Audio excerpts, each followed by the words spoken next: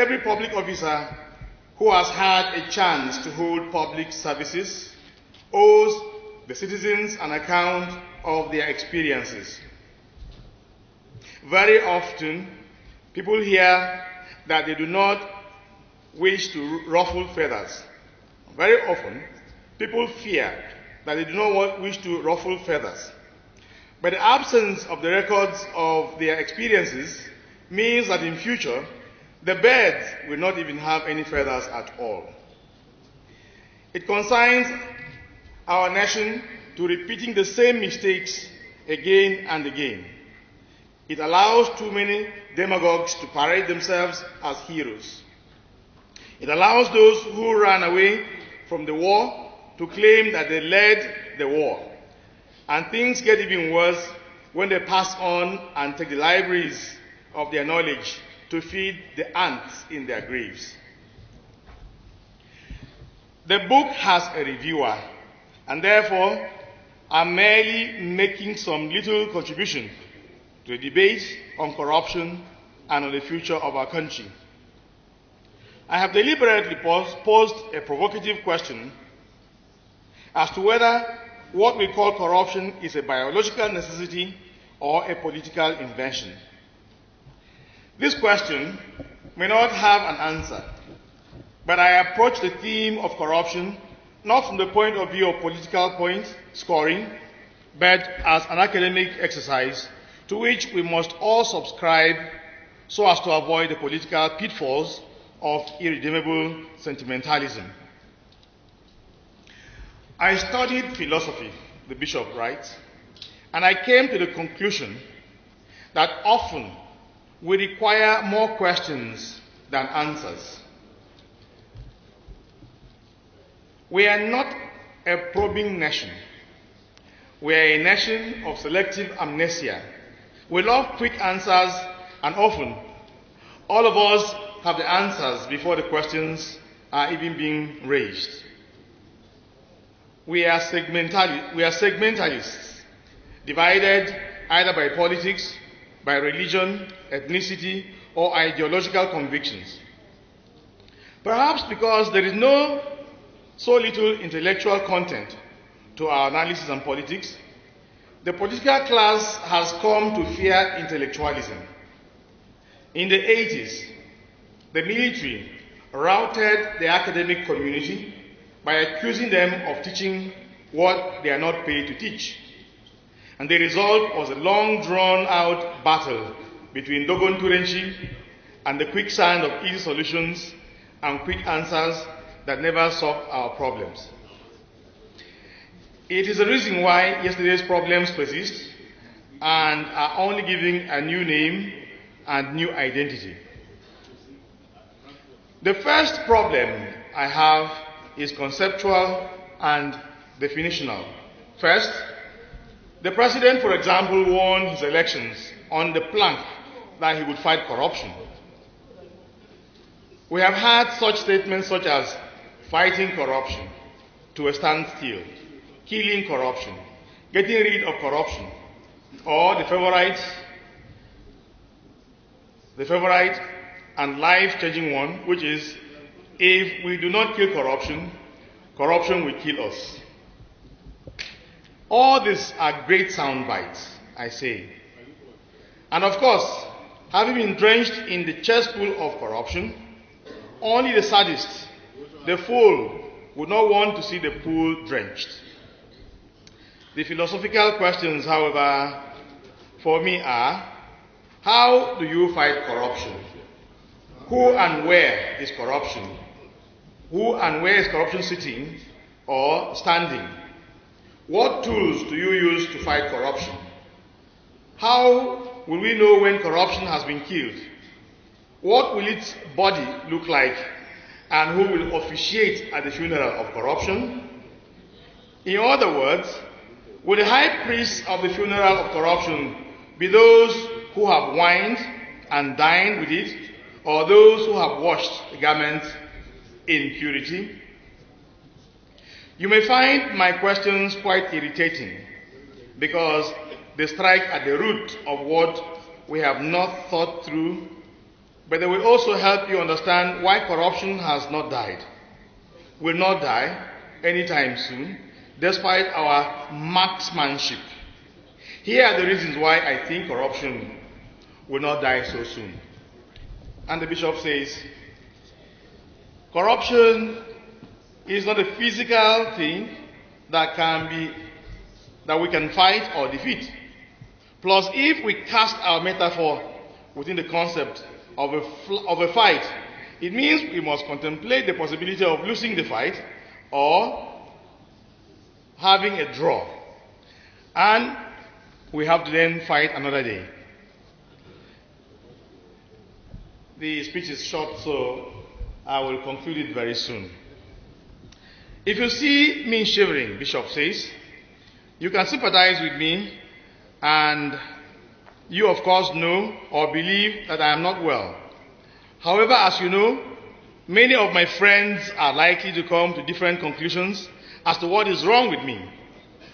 In these days, when everyone is a doctor, each time you complain of not being well, all your friends will give you different prescriptions. Some will tell you to take some Chinese tea, or to drink some soup from the left leg of a female frog, or to mix the liver of a blind cat with onions, and to boil raffia palm fronds, or to put a towel over your head and inhale the steam from the black pot. All will mean well, claim expertise, but they cannot all be right. Their enthusiasm may be accurate, and they may genuinely want you to be healed, but mere sentiments will not heal you. I do not for one moment doubt or question the enthusiasm and patriotism and moral probity of those who have sought to fight corruption and are fighting corruption.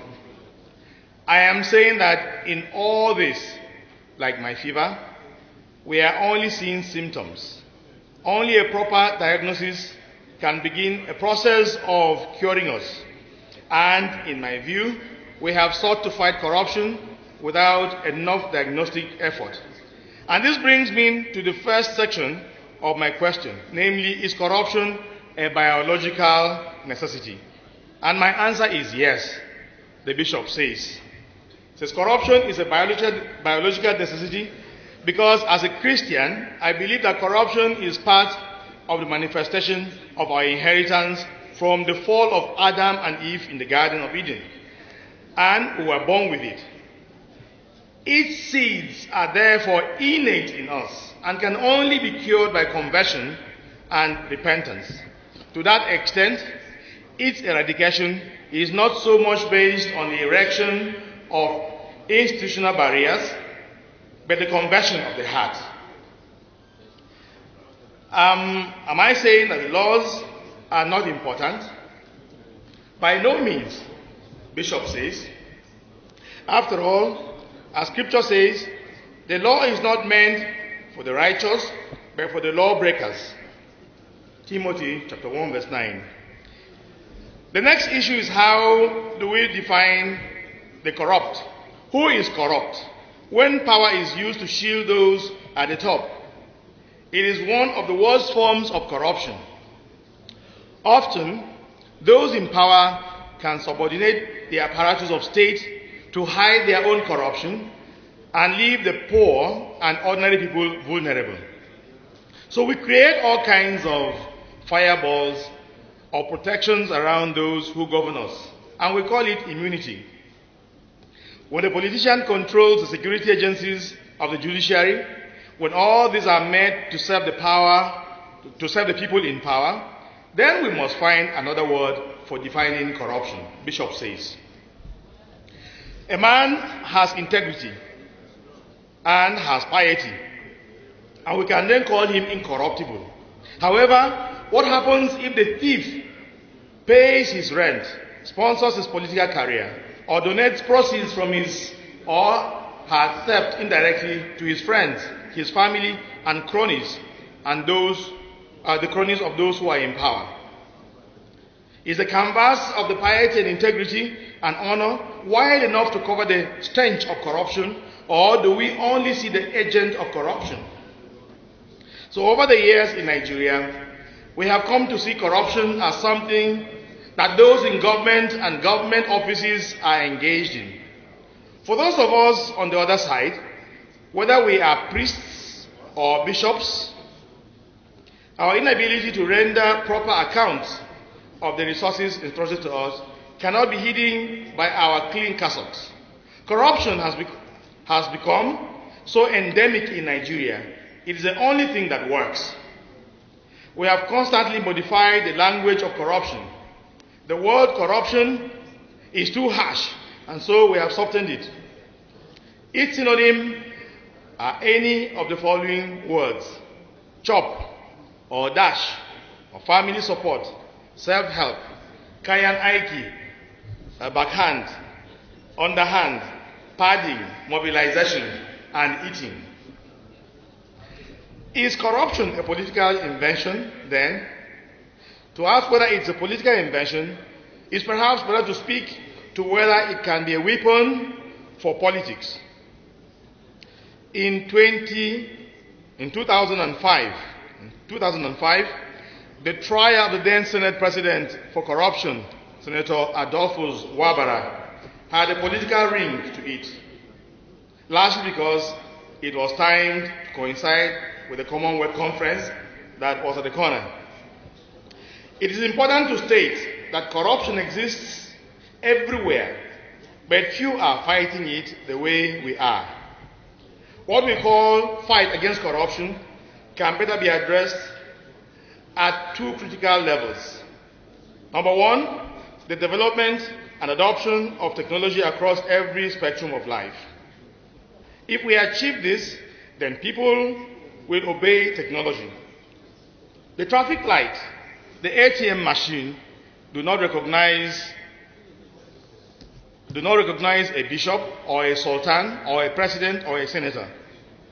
Locally, we can manipulate them, but you cannot beat traffic light in New York and say you are a bishop or you are a senator. Secondly, a qualitative improvement in human development will turn our people into corruption czars, because human beings are utility maximizers. They will obey only a law that benefits them. And the bishop concludes with this last paragraph. He says, on a final note, let me make 2 or 3 questions that I have heard being asked. First, is it in the law that the chairman of the EFCC must be from the police force, or must be a Muslim from northern Nigeria? Number 2, people have asked, how is it that the president used Justice Onogen's asset declaration form to prove his corruption and proceed to sack him? And yet the president himself has not publicly declared his own assets as he promised during his campaigns.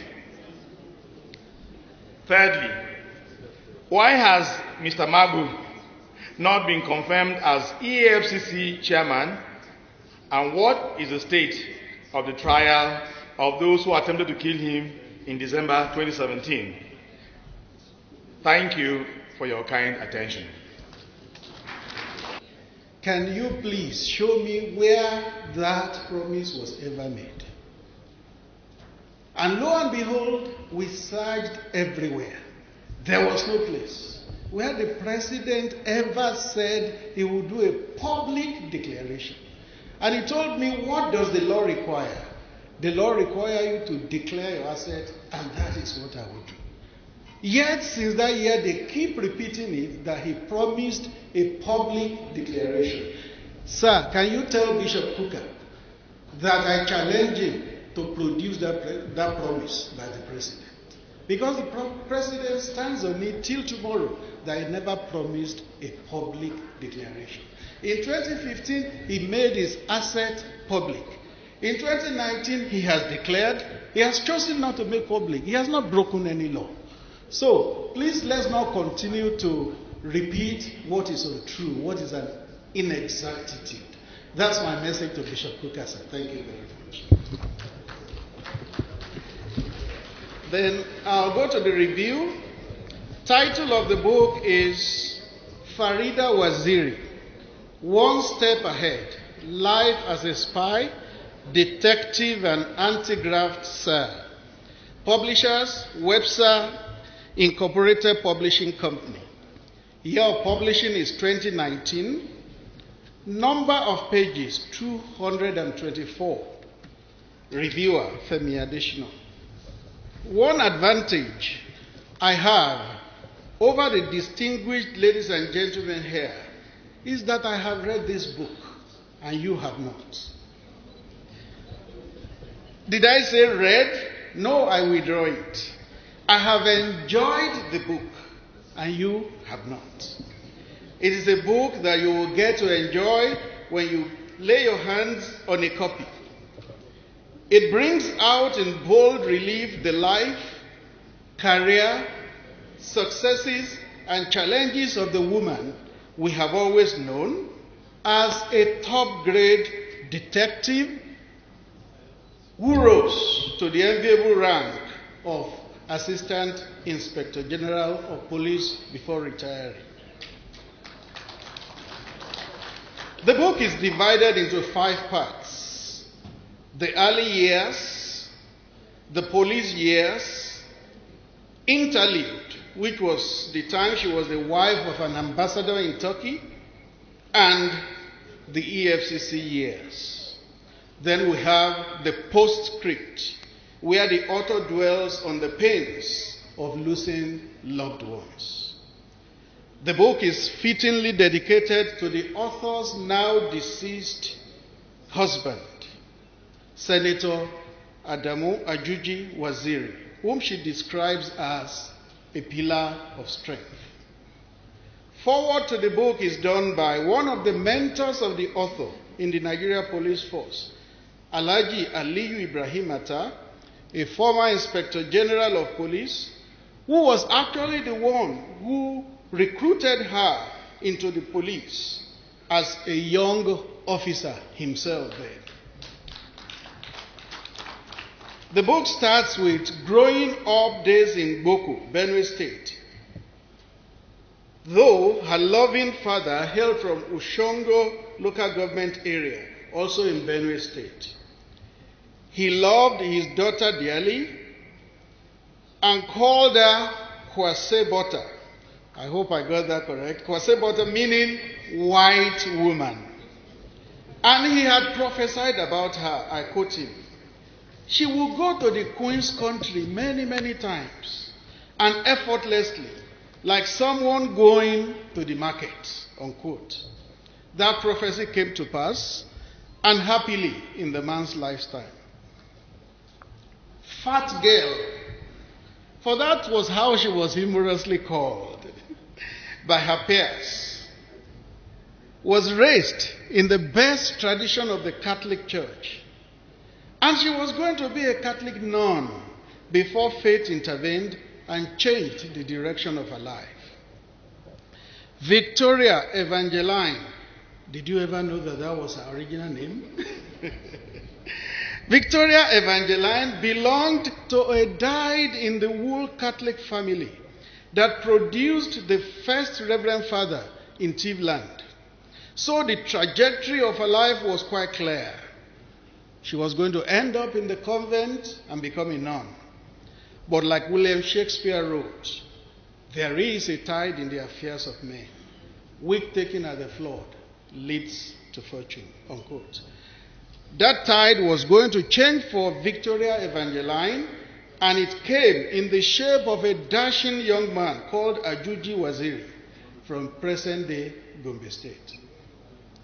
By some quirk of fate and conspiracy of her uncle and some of her seniors, instead of going to the convent to become a nun, which was firmly in her sights, Victoria found herself enlisting in the police force, where Ajuji also was.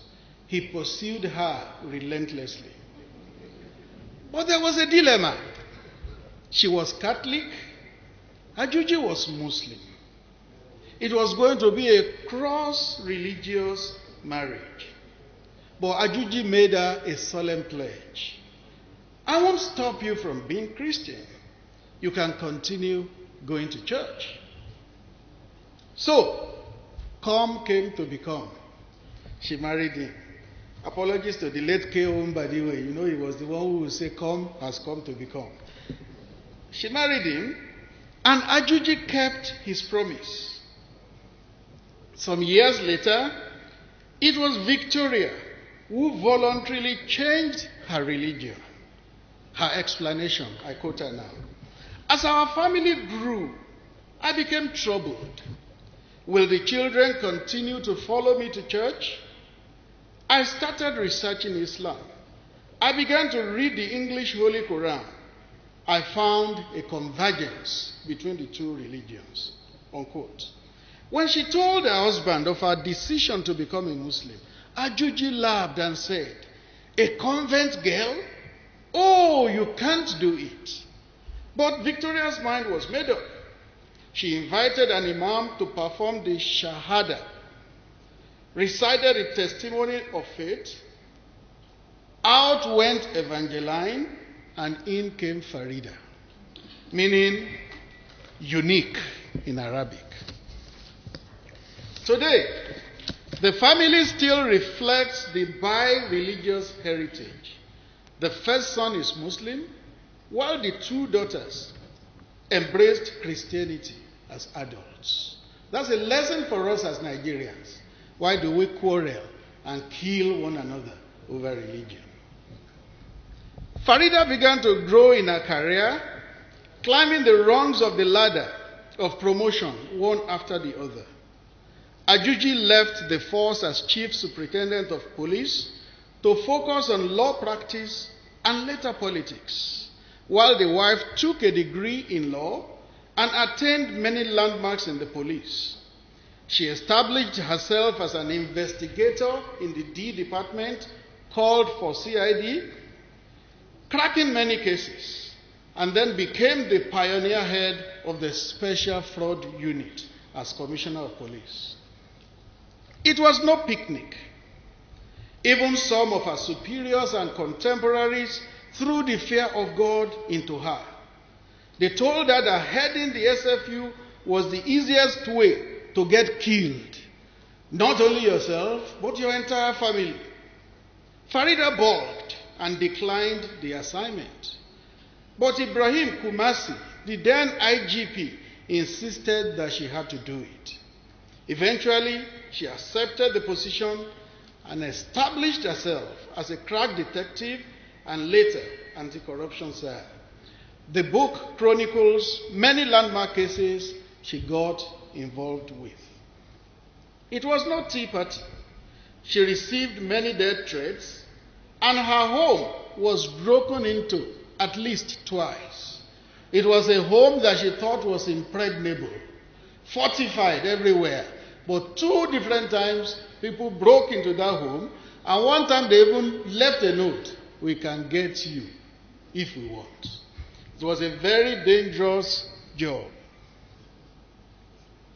Eventually, she retired as an Assistant Inspector General of Police, which was like breaking the glass ceiling, as not too many women reached that height in those days, and perhaps not even now.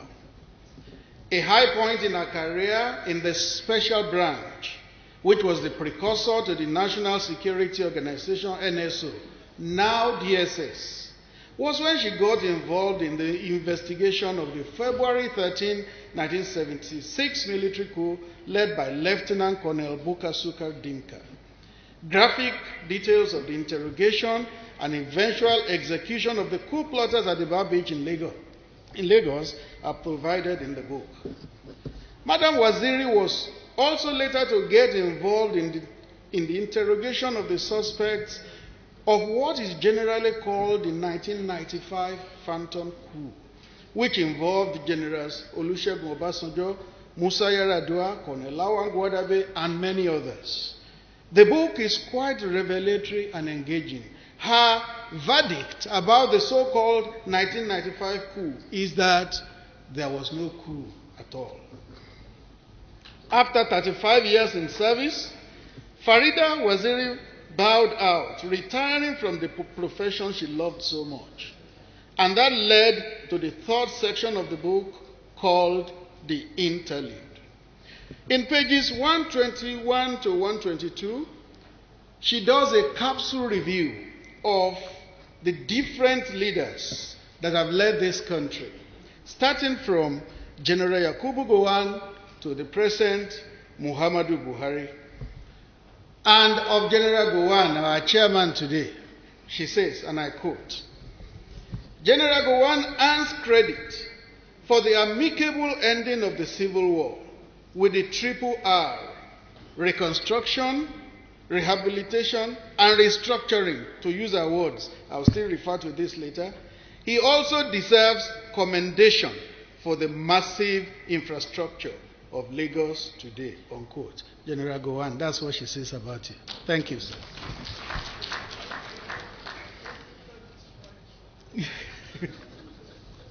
Her husband was named ambassador to Turkey, where they lived for about 3 years. Is life as an ambassador's wife full of fun and glamour? Here, Madam Farida Waziri, I quote, I can tell you this much. The optics of ambassadorship is deceptive. We lived in a beautiful home with cars and impressively dressed drivers, cooks, and stewards. The truth, however, was we were always broke. Most times, we were without a naira. I had to travel to Nigeria many times to source for funds. I used to buy essential household items on credit from a supermarket owned by a Turkish friend. And there was a pharmacy where I also bought medicines on credit. One day, when my husband stopped over at the pharmacy, the owner said to him, Your Excellency, Mr. Ambassador, we are doing returns, and Madam's money is outstanding. Tell her I want to balance my account. How very embarrassing for the wife of an ambassador. After that tour of duty, the Waziris returned home. And that leads to part 4 of the book, which was life at the EFCC.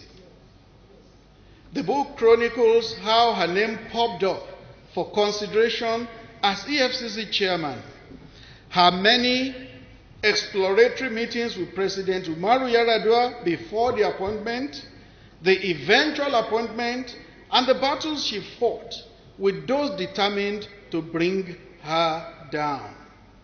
It was supposed to be a defining point of her life and career, but it was a most turbulent period for Madam Waziri, as the detractors dogged her every footstep, nationally and internationally.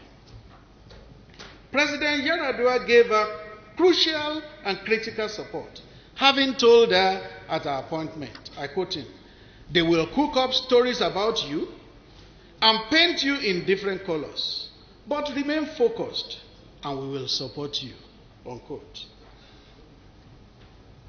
An attempt, well, if President Yar'Adua supported her, the same cannot be said for his successor in office. That was when her name changed from Madam Farida Waziri to that woman.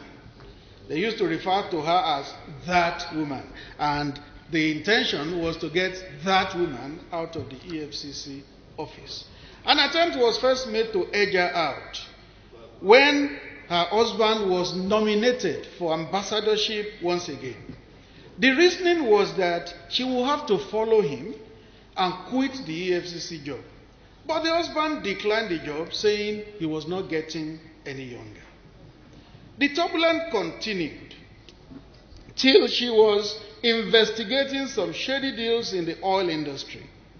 She was directed to discontinue the probe by the powers that be, which the woman was not inclined to do. The next thing she had was a removal from office. All these are documented in the book.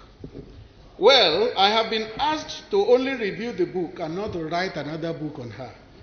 So, let me go to the final section, which is entitled Postscript.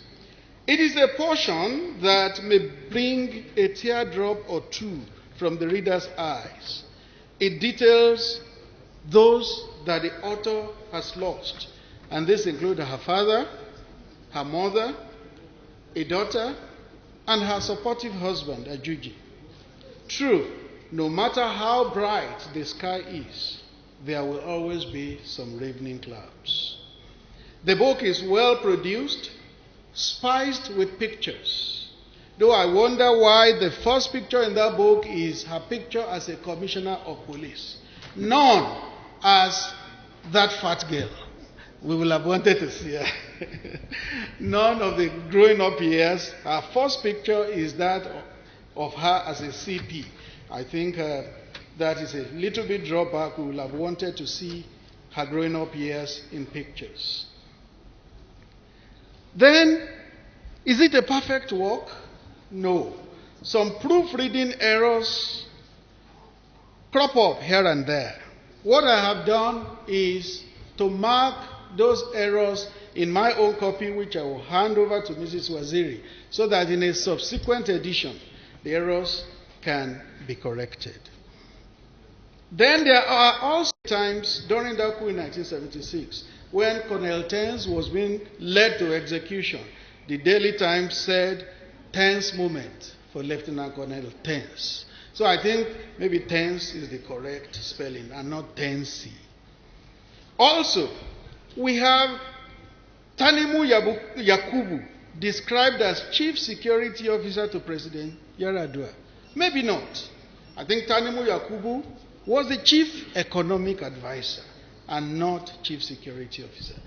Then where she spoke about General Gowon, she credited him for instituting the 3 R's, which she called reconciliation, reconstruction, and restructuring.